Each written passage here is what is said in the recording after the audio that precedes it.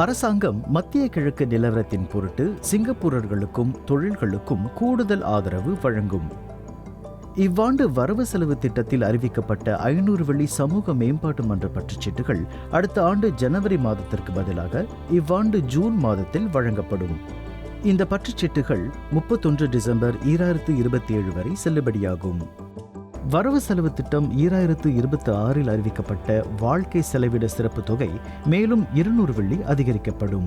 தகுதி பெறும் அனைத்து சிங்கப்பூரர்களுக்கும் மொத்தம் 400 வெள்ளி முதல் 600 வெள்ளி வரை வழங்கப்படும்.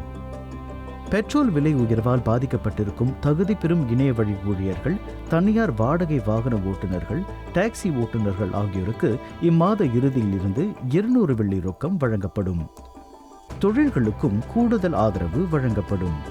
அத்தியாவசிய போக்குவரத்து சேவையின் கூடுதல் செலவுகளை சமாளிப்பதற்கு உதவ அரசாங்கம் தற்காலிகமாக இணை நிதியை வழங்கும். அதன் வழி பள்ளி மாணவர்கள், மூத்தோர், உடற்குறையுள்ளோர் போன்றோர் இச்சேவைகளை இடையூறின்றி பயன்படுத்தலாம்.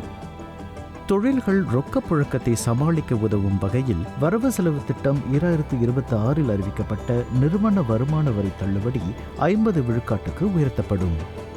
தகுதி பெறும் நிறுவனங்களின் குறைந்தபட்ச அனுகூல தொகையும் அதற்கான உச்ச வரம்பும் அதிகரிக்கப்படும். இந்த நிறுவனங்கள் இவ்வாண்டு ஏப்ரல் மாத இறுதியில் இருந்து மேம்பட்ட ஆதரவை பெறும்.